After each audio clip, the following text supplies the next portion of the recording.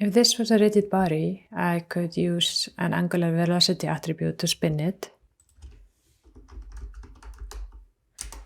Like this. So W for angular velocity can give it some value in y, so it spins around y.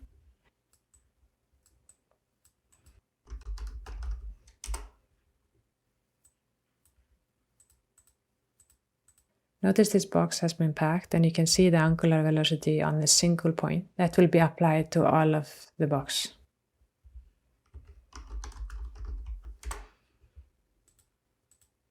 Now let's plug this into a solver. I'm going to add the ground plane. I want to toggle real time to limit the playback. And the box is spinning. Now if the box was a soft body, so I'm going to copy paste these two. My box, let's go over here. We don't have a lot of points, so I'm going to remesh it. Let's take the target size a little bit down. Then I'm going to give it some constraint. So I'm going to put down a volume constraints. And first I'm going to give it some cloth constraints.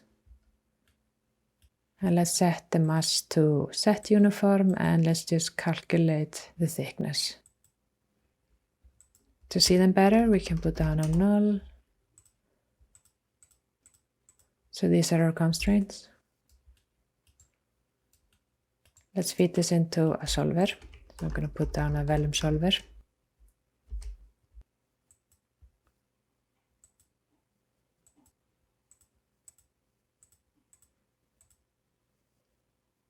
I'm going to add the ground to the simulation.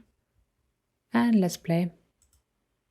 And it falls in on itself. I would like it to keep its volume, so I'm going to add another set of constraints. So here I'm going to put down another volume constraints. And this time I'm going to use struts. You can see how they look. And if you disable the cloth constraints, these are the new constraints.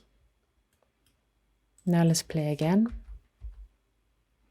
And the box keeps its volume. So we can add the velocity attribute to these points.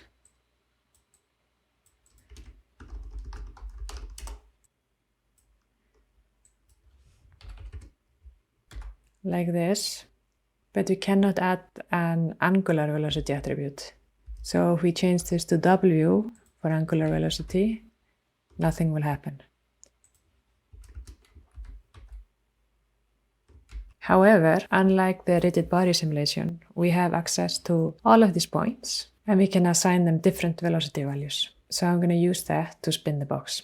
So instead of this node, I'm going to use an attribute swap.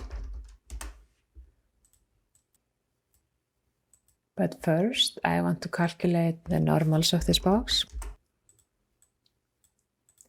And I want to store them on the points. And you can see them in the point section of the geometry spreadsheet. Now inside of the attribute swap, if we take the cross product of the normals and the vector pointing upwards, we get a vector that kind of wraps around the box. So let's just plug the normals into the velocity so we can turn on the visualization in here. And then I'm going to put down a constant. And I want a vector that points upwards with a unit length of 1, like this. And then I'm going to put down a cross product. And I'm going to plug the normals into the first input and the constant into the second input. You can also do it the other way around and it would just spin in the other direction. And now let's try to play the simulation. I'm just going to hide the velocity vectors.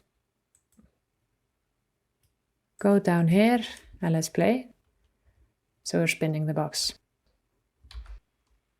If you wanted to spin more, you can just multiply this value by some higher value. So I'm gonna middle mouse click the second input and say promote parameter. And then in here, I'm just gonna call this parameter spin amp. And I'm going to set the label to spin up as well. And then up here we can scale up the velocity. And if we play the simulation again, the box spins faster.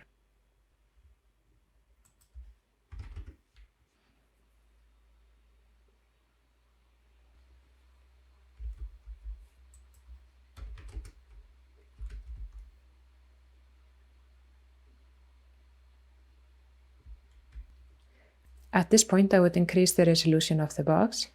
So I take this value down, and then I would also revisit both of these constraints to work on the motion